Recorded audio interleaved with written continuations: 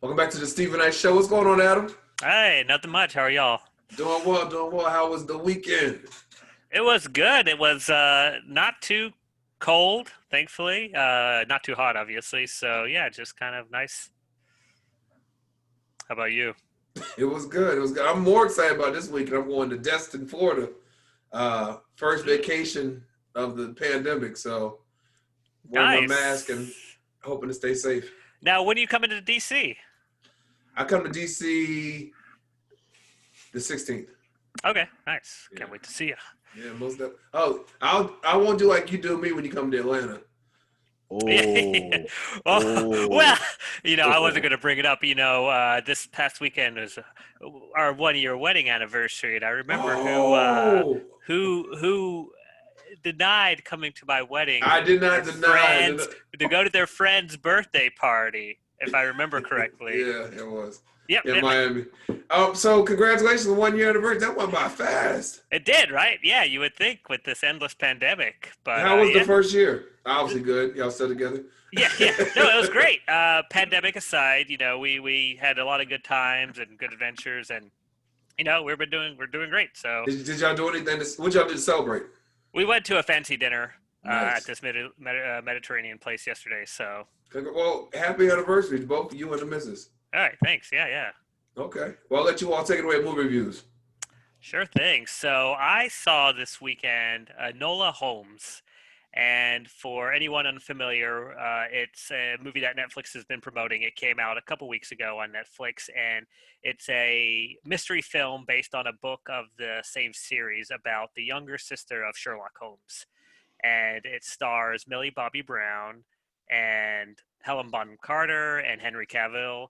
And it follows the story of Millie Bobby Brown as Enola Holmes, and her mother goes missing. So she heads over to London to kind of find where she is. And in this time period, she meets someone else, and it's safe to say a mystery is afoot. So it falls into that kind of world, but it gives you a Holmes that's not Sherlock, and an adventure that's similar to kind of his stories, but more, I would say, in kind of a fun, adventurous manner. So if you're looking for something different, but still a mystery, check it out. It was a great job.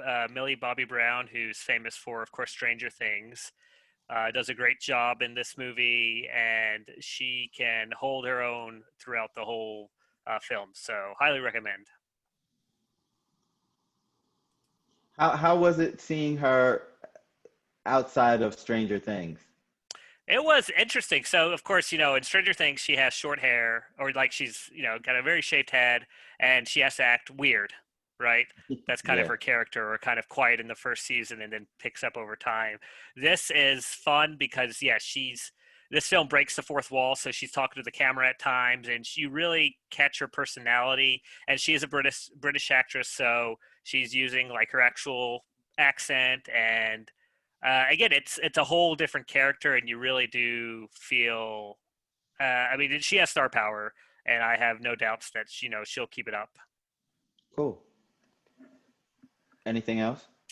No, no, that's it. Besides, of course, just want to mention the sad news about Thomas Jefferson Bird, Yeah. famous actor and Atlanta native, killed over the weekend. So that was sad. And then, of course, as well as the news that Regal is shutting down all their cinemas for now, and Yep. hopes to reopen, but it's just the reality. The pandemic's here, and they're just not making money off of the movies. So it's going to be interesting times. Yeah, it is. And I guess speaking of that, the whole streaming service, um, the film that I saw in honor of the Halloween spirit, um, it's called Spiral, and it was on the Shutter streaming service. Shutter exclusively deals with horror movies, horrors and thrillers. And this movie is called Spiral, and it's a Canadian thriller, and it stars Jeffrey Bowyer Chapman, Ari Cohen, and Jennifer Laporte. And this movie takes place pre Y2K, and it's a same-sex couple moves into a small town, and once they move into this small town, strange things start to happen. And in the beginning, you can't tell if it's because they're same sex or because they're interracial as well, or if it's a racial thing. And it kind of leaves you guessing, like, because weird things start to happen, and you don't know if it's um, harassment, you don't know if it's haunting, you don't know what it is in the initial. I don't want to spoil too much. It gets a little weird in the middle, but toward the end, it comes together. And then there was a message toward the end of the movie, and it had to do with equality, which I thought was kind of cool that they snuck that in there. I highly recommend it. I don't know how many people have Shudder. I'm a horror movie fanatic, so it's something that I signed up for. But I'm sure after it streams on Shudder for a while, it will get released everywhere else, probably Netflix first. And I highly recommend it. I think that it was pretty good. Um, I didn't. That was the only film that I watched. The next thing that I want to talk about is a new series on HBO called "We Are Who We Are," and this series stars Chloe. I never know how to say her last name. Chloe Sevigny. Okay, I think that's correct. Is that how you say her name? Sevigny? I always have troubles with her name too. And if you are questioning who she is, she was on the show Big Love. She's the blonde wife. Um, Kid Cudi and newcomer Jordan Kristen Seaman. And this show follows children that are army brats. Basically, families, there are 3 or 4 different families living in Italy on a military base. And it's basically following the children around and shows you how these children are dealing with being army brats and how they interact with each other and deal with, their family life and the dynamic of being in a strange country. I don't know if anyone knows any army brats, but army brats tend to have different personalities because they Hmm. have to move around so much. They don't really hone in and lock down on having solid friendships too often because they're so used to having to make new friends very quickly. And they have a different type of personality. I think it's pretty interesting that this show is actually following this archetype. Um, I highly recommend it. I'm only 3 episodes in, and I'm still trying to get a feel of the characters. This is one of those slow to warm, but it Hmm. seems like it's going to be good. I actually get a feeling that something's building, something's going to happen, but I don't know what yet. So I'll keep you on the lookout of, how that's going to go. And the last show that I'm going to talk about, the last show that I'm actually watching is Utopia, and that's on Amazon Prime. John Cusack, Sasha Lane, Rainn Wilson, and Dan Bird star in this quirky, quirky series. Do you know anything about this, Adam? Because No, I've heard. Well, I've only heard it coming out, and I heard it's kind of an interesting one. I haven't seen it yet, but I am looking forward to it. Hopefully. okay. So you have these graphic novel geeks who are following this comic series called Dysphoria. Dysphoria then is ceased, it stops. And then there's a legend that there's a new graphic novel called Utopia, which picks up where leaves off. So Utopia is now underground and they're trying to find it, and someone actually gets a hold of it. And these people are hunting it down because inside the pages of the graphic novel are clues to the world's destruction, and they want to decipher the code so they can help save the world. It's really, really quirky, and it's a little dark too. There's a lot of murder and killing and violence in this because people are trying to stop them from stopping Yeah. the end of the world. It's really interesting. It holds my attention. Um, Again, unlike the boys, you can stream all of this at once. Nice. I'm about 4 episodes in, and from episode 1, it's high octane. So Okay, if I'll you're check it out. definitely check it out. Again, it's a lot of murder, it's a lot of killing, it's a lot of blood, it's a lot of gore. Um, yeah, check that out. It's pretty intense. Um, the next thing that I want to talk about is Ghost Book 2.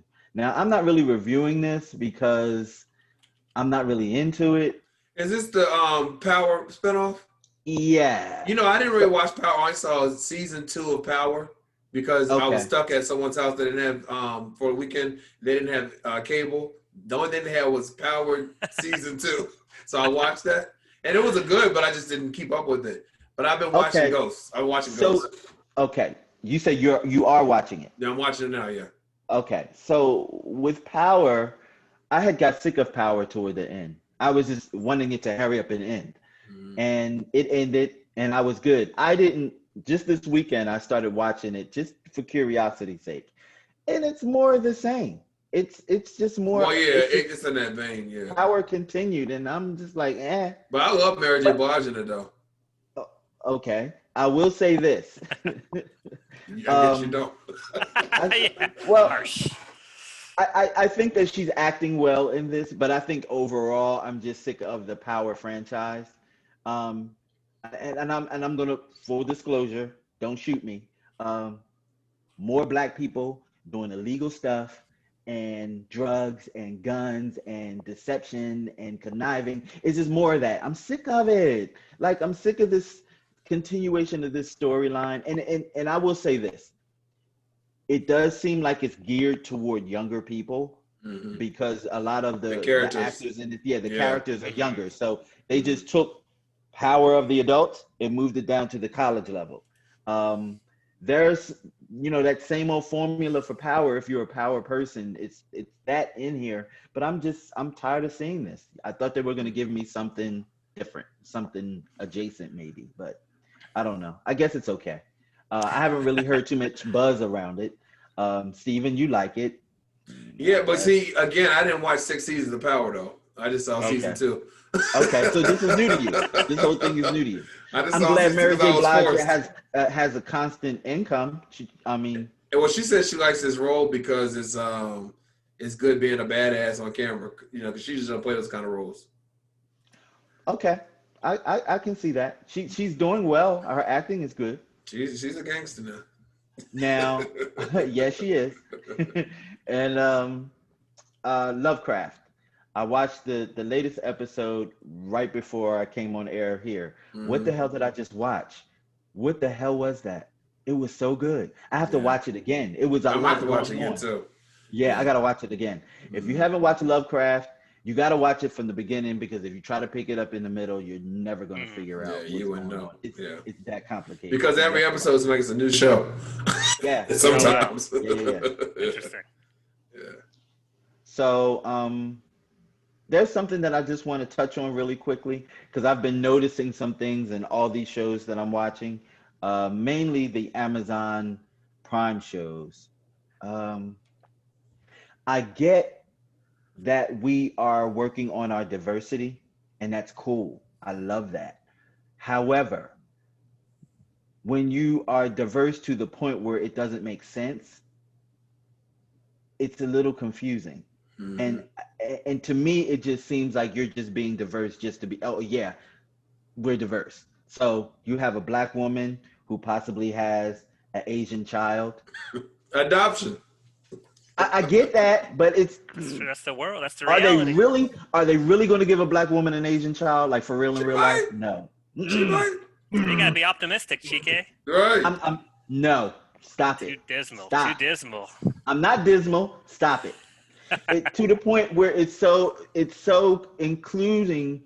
The inclusion is so present that it's almost unbelievable for me. Because I'm trying to immerse myself in this world that you created, and then when you do something crazy, it's like distracting. Okay, all right, yeah, it is. No, I get that. It's a little bit. It's. I don't like your diversity to be so obvious. Maybe that's how I'm gonna say it. It should be subtle. It should be subtle. Yeah. It's okay though, but I appreciate it. But let's be true to the art. Be true to the art. That's all. Well, speaking of diversity, Big Brother. I love the show Big Brother. And I didn't start watching till like 2015. It's like on the 22nd season or something like that. And so currently it's on the All Stars, Big Brother All Stars, and I think this is a all-time high. They had 3 black people on this season. They had I don't know what the other ethnicity of the other guy was. These are all stars of people that had been on before and they come back, right? And then they had this guy, which I didn't know what he was, but he said it in his last episode before he was voted off, that he was Japanese and black. And it's even touched on him being mixed race and how sometimes it's hard for people to my camera fell. It's hard for people to know, for him to fit in anywhere because people don't think he's black. They definitely don't think he's Japanese. And because he was showing where he had a conversation with one of the black women on there, and she was talking about other black people. She's saying, yeah, we gotta stick together, whatever. And he's like, okay, well, I'm black too. You know what I mean? But she didn't realize he was, because he doesn't look black. And he knows that. He knows that. Anyway, so I go to say this is that Big Brother, my hope for them, because it is a really good show, but they really need to really diversify the show. Because you can see where the white crew sticks together, the black crew sticks together, whatever. But if you have more than just 3 black people, maybe 8 white people, and then one other here, they have it very diverse to show what the world is today. And I think then you won't see people being just grouping up, but they'll group up outside of just their race. You know what I mean? Right. I think that's been the hardest thing for me watching this season, because they do touch on a lot about the whole Black Lives Matter movement. They talk about what's going on in this country, but I don't know. It's just. I think it's such a solid show. Now it's time to really have diversity on that show, because I don't think they have that right now. Yeah, I think your first mistake is calling Big Brother a good show.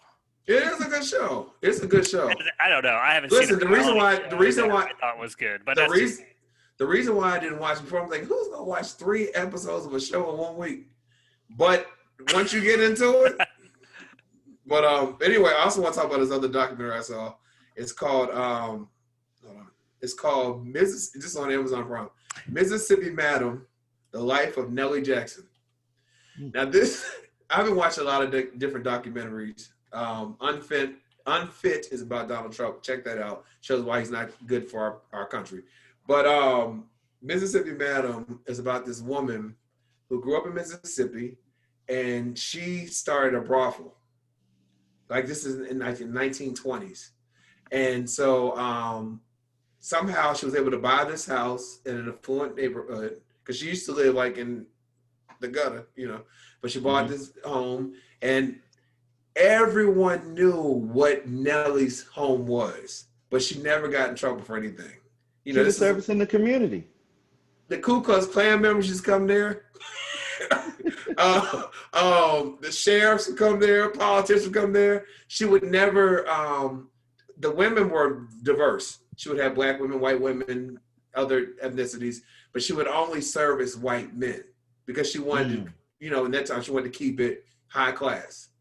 And so it's just interesting of how she was able to get away with this. The only time she was arrested was a guy came to the home and he slit the throat of one of the women, the women that was the prostitute. And so she was arrested for it. But they said that she had the best treatment, TV, phone. I mean, she was still running the business from jail. And so she got out. And so, this is a spoiler, but you're probably not going to watch the documentary anyway. But the way that she died, because she lived to be, she made a lot of money. She'd go to Neiman Marcus and travel here and there, whatever. She died because one day she was at her home and everyone knew she carried a pistol. And so this guy, he shows up, this young guy, he had got kicked out this party. So he said, I'm going to Nellie's. He shows up at her home, and she opens the door, and he was belligerent. He was a little tipsy, whatever. And he said, I'm coming in. She wouldn't let him in. And so he left, and he went to a store and got this big old thing of gasoline. Came back to the house, opened the door. This time she had a pistol. You're not coming in. So he threw the gasoline on her. But not only did it get on her, it got on him. And he lit the lighter, and both of them caught on flames. And he died. He ended up running across the street. He died, and she died in her bedroom. Oh, wow. And they said most people thought she got what was coming to her because she was doing the devil's work. But the townspeople loved her. They said that she was the biggest donator to charities. She and on the street, because she wanted to keep their street nice, and people that needed work done in their home, she paid for it. She was just, everyone said she was a great woman. And even with the pastor that spoke at her funeral, or resided over her funeral, he said that he got a lot of backlash, but he said, well, I'm going to die one day. I need someone to speak over mine. But she was a loved woman. But everyone knew what Nellie's was. It was crazy. Wow. Yeah. Don't It ask was me a how I community got. staple. What's the name of it again? It's called.